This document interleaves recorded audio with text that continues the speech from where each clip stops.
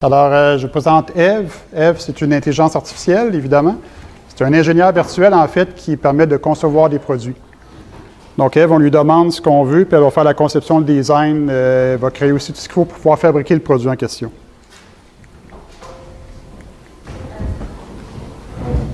Donc, à quel secteur ça s'adresse? On s'adresse aux fabricants de produits sur mesure. Donc, aujourd'hui, avec les options qui se rajoutent et la personnalisation des produits, le problème, c'est que les fabricants font face peuvent fabriquer des centaines et des milliers de produits par jour, mais qui sont tous différents. Donc, évidemment, la problématique va toucher tout l'ensemble du traitement de commandes jusqu'à la fabrication. Donc, les secteurs qu'on vise, on vise le secteur du meuble, donc armoire de cuisine, mobilier. Encore là, armoire de cuisine, de nos jours, avec les options qu'on a, on a des milliers, même une infinité de possibilités. Donc, la complexité va augmenter avec le nombre d'options et le nombre de possibilités. Les portes architecturales. Donc, dans le monde des portes architecturales, c'est des portes qu'on a dans les immeubles. Aujourd'hui, les portes sont coupe-feu, coupe-son. Coupe-son, selon la pression de l'air, pression négative, pression positive, les portes sont fabriquées différemment. Il y a de l'électronique dans les portes de nos jours. Il y a des pressions, des résistances au choc, et ainsi de suite. Donc, le produit est rendu tellement complexe que l'humain, à moins d'avoir 50 ans d'expérience, n'est plus capable de fabriquer les portes. La veine des stars, des auvents, même principe, avec la complexité qui augmente. On arrive avec des produits d'une complexité qui fait en sorte qu'encore là, une entreprise qui fait face à 35, 40, 50 commandes de stars une même journée, tous des produits différents, donc ils doivent concevoir à chaque fois un nouveau mécanisme, un nouveau principe. Donc, même problème, en fait, avec l'augmentation de la capacité, de la quantité de possibilités, on arrive à plus être capable de faire face à la demande. Le bâtiment. De nos jours, avec les contraintes qu'on a quand on fait un immeuble, une maison par exemple, si je dois rallonger la maison de 3 pieds, il faut que je refasse au complet le design de la maison. Donc, il faut que je refasse le système de plomberie, le système électrique, il faut que je refasse le système de changement d'air, je dois tout refaire la maison au complet pour 3 pieds de différence. Donc, même principe, le problème qu'on a dans ce domaine-là, on doit faire affaire qu'une armée d'ingénieurs pour pouvoir faire face à toutes les demandes de la clientèle. Finalement, tout ce qui s'appelle habitation, tout ce qui s'appelle, bon, on est dans plusieurs secteurs, les planchers de haut niveau, les trains, donc tout ce qu'on fabrique de nos jours qui exige de faire face à un produit différent à chaque commande, bien, c'est à ça que Eve est appliquée. C'est quoi les problèmes qu'on rencontre? Donc, une armée de monde. Nos clients, quand on rentre chez nos clients, souvent, ils ont 30 à 35 personnes affectées au traitement de commandes. Donc, ça prend une armée de monde pour traiter les produits, pour traiter l'entrée de commande et faire face. Donc, on appelle ça du engineering to order. Donc, à chaque commande, on doit faire une partie d'ingénierie pour pouvoir adapter notre produit, nos façons de faire. L'expertise. Donc, nos clients font affaire avec des employés qui sont des experts, qui ont souvent 30, 40, 50 ans d'expérience, qui vont bientôt prendre leur retraite. Donc, l'expertise s'en va. Et je peux vous dire que dans certains gros manufacturiers, j'enlève 3 employés, le manufacturier arrête. Donc, ils comptent sur des experts qui sont de moins en moins nombreux. Des experts qui sont de plus en plus rares et difficiles à trouver. Longtemps de formation. Donc, dans nos secteurs, pour pouvoir traiter une commande, ça prend jusqu'à 1 an de formation.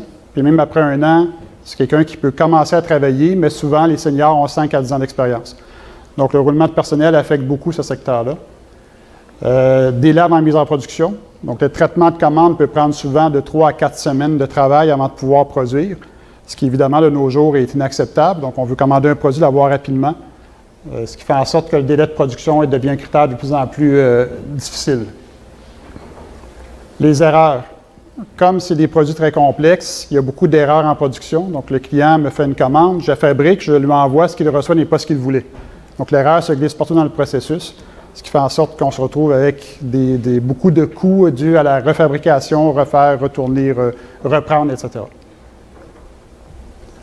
Nouvelle ligne de produits. Donc, les manufacturiers qui doivent racheter des options sans arrêt doivent tout le temps revoir leur façon de faire, revoir tous leurs outils à l'interne, reformer les ingénieurs, les gens qui prennent les commandes, et ainsi de suite.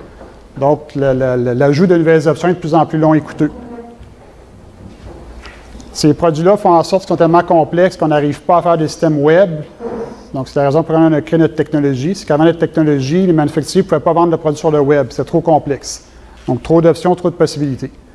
Donc, évidemment, en 2019, vous dites que tu ne peux pas vendre tes produits sur le web, c'est un frein majeur, tout le monde s'en doute. Puis, finalement, les catalogues, donc la paperasse nécessaire à documenter l'information. Souvent, ce qu'on rencontre dans nos entreprises, ça peut aller jusqu'à 3 pieds d'épais de papier pour représenter les produits. Ça, c'est seulement les produits qui sont les plus courants. Donc, on se ramasse avec des documentations qui sont trop volumineuses et impossibles à consulter, qui sont infiniment longues et pénibles à traiter et à mettre à jour. Donc, c'est ce à quoi fait face, finalement, notre clientèle à l'origine. Quelle est l'approche qu'on a retenue? Donc, d'où ce qu'on a développé, c'est comme si c'est un ingénieur virtuel. Donc, on a développé un système pour faire en sorte de questionner l'utilisateur.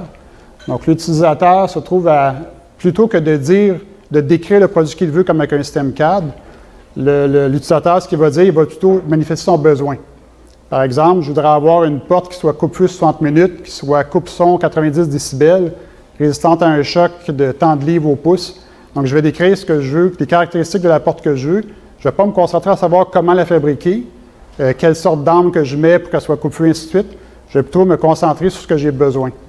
C'est donc le système, comme un ingénieur, c'est Eve qui va prendre les besoins, donc consulter l'utilisateur, savoir quelles questions lui poser, selon les réponses qu'elle reçoit, prendre des décisions, faire la conception du produit et produire tous les résultats qu'on a besoin. Donc, on a besoin de la recette de fabrication, on veut avoir une imagerie 3 dimensions, on veut être capable d'avoir tous les plans, les instructions de travail pour fabriquer le produit qui a été designé. Les protocoles machines, donc parler des machines CNC qui vont faire la coupe de bois, qui vont faire le pliage, qui vont tout faire le travail qu'on peut automatiser. Puis finalement, sortir les coûts et les prix pour pouvoir conclure une vente directement. Donc tout ça fonctionne sur le web. C'est donc, comme dit, on va remplir de l'intelligence par rapport aux règles de fabrication, aux règles de conception du manufacturier. Et l'intelligence, après ça, va être capable par le web de questionner l'utilisateur, savoir ce qu'il veut, fabriquer le produit, la conception et envoyer ça à des robots qui vont faire la fabrication. Donc, ce qu'on veut, c'est une automatisation complète à partir du web jusqu'à l'usine pour que l'utilisateur qui est sur le web puisse créer un nouveau produit qui n'existait pas la veille, le faire fabriquer et le recevoir chez lui par la suite. C'est quoi les technologies qu'on utilise au niveau intelligence artificielle? Je vais très en surface, connaissant pas votre expertise. En gros, on a une technologie qui s'appelle Enigma. Enigma, ce qu'elle peut faire, elle va questionner l'utilisateur. Donc, la question, le formulaire de questions-réponses, souvent, on peut poser comme 200, 300, 400 questions à l'utilisateur, savoir ce qu'il veut. Donc, ce système-là est un système intelligent qui va devoir, selon les réponses que l'utilisateur donne, poser d'autres questions, changer les choix de réponse possibles, donc faire en sorte que le questionnaire soit intelligent. La hiérarchie, c'est un arbre sémantique, c'est la représentation de la connaissance. Donc, la hiérarchie permet de représenter des centaines de milliers d'informations et de les traiter d'une façon cohérente avec la propagation d'informations, et ainsi de suite. Donc, c'est une façon de représenter l'information, mais aussi de la manipuler, de la traiter. Donc, un arbre sémantique qui nous permet de représenter les bases de faits, les bases de connaissances de tout ce qu'on a manipulé pour faire le traitement. On utilise un moteur d'inférence à base de règles. Donc, c'est une technologie de système expert qui nous permet de rentrer les règles d'affaires propres à un client. On a la résistance des matériaux, par exemple. Donc, la résistance des matériaux, c'est quelque chose qui est universel, mais souvent, on arrive dans des points, selon le manufacturier, il faut rentrer sa connaissance à lui. Donc, on utilise un moteur d'inférence à base de règles. On rentre toutes ces règles de fabrication. Puis l'inférence va faire en sorte de pouvoir croiser les règles pour tirer les déductions et savoir ce qu'elle doit faire avec. Finalement, il y a l'ingénieur en tant que tel, l'ingénieur, ce qu'il fait, bien, il prend les questions, les réponses qu'Enigma a complétées, donc il reçoit les questionnaires, il va consulter la hiérarchie, les bases de faits, la connaissance en tant que telle, il utilise le moteur d'inférence pour ses règles, puis c'est lui qui va donc construire le produit, donc faire le design, toutes les étapes de processus de fabrication vont être faites, les plans d'architecte, les plans d'ingénieur, et ainsi de suite. Donc, une petite vidéo dans un cas très simple, qui est un cas de porte d'armoire, donc je choisis quelque chose que tout le monde connaît. Donc, une simple porte d'armoire comme ça, qui est en 5 morceaux, bien, il faut pouvoir la représenter les courbes, choisir les profils intérieurs, profils extérieurs, l'essence de bois, la couleur, etc. Qu'est-ce qui se cache derrière ça? C'est une très grande complexité en réalité, même si c'est un produit qui est fort simple, parce qu'il faut pouvoir la fabriquer. Pour pouvoir la fabriquer, ça veut dire qu'il faut que je m'assure que les profils font en sorte que le bois ne devient pas trop mince, qu'il n'y a pas d'avoir de craquement, que la couleur que je choisis fonctionne avec l'essence de bois, qu'il n'y a pas de réaction chimique possible, il faut que je regarde l'humidité, tout ce qui va se faire pendant la fabrication, qu'est-ce qui peut affecter la courbure du bois, ainsi de suite. Donc, en fait, c'est un ébéniste qui est caché en arrière de ça avec un ingénieur qui va vérifier, calculer, par exemple, combien il faut que le cœur de porte s'imbrique dans les côtés, combien de millimètres d'imbrication qu'il va y avoir. savoir s'il faut faire des ajustements pour éviter le craquement du bois, ainsi de suite. Donc, même dans un cas très simple comme ça, il y a beaucoup de traitements à faire. Il y a le calcul d'image de synthèse aussi pour créer un produit qui est réaliste. Donc, simuler le bois, simuler la couleur, simuler les reflets de lumière, et ainsi de suite. Donc, faire en sorte que par le web, quelqu'un puisse voir la porte qu'il veut et qu'ensuite, une fois qu'il a terminé son design, qu'il puisse savoir le prix, le coût, et ensuite qu'il puisse l'envoyer en fabrication directement. Donc, le système va savoir la porte par quelle machine elle doit passer. Il va envoyer les instructions aux machines CNC pour fabriquer les morceaux. Donc, la machine CNC va charger son bois de façon automatique, faire la coupe, faire passer les profils de bois, sortir le bois, puis après ça, il reste à faire l'assemblage. Donc, à partir du web jusqu'à l'usine, c'est 100% automatisé, ce qui permet de construire le produit, évidemment, de façon beaucoup plus rapide. L'utilisateur qui est sur le web, le client final reçoit son prix tout de suite. On sait que le produit qui a été designé est fabricable, donc il ne peut pas y avoir de risque de conception. Puis tout le reste se fait de façon automatique.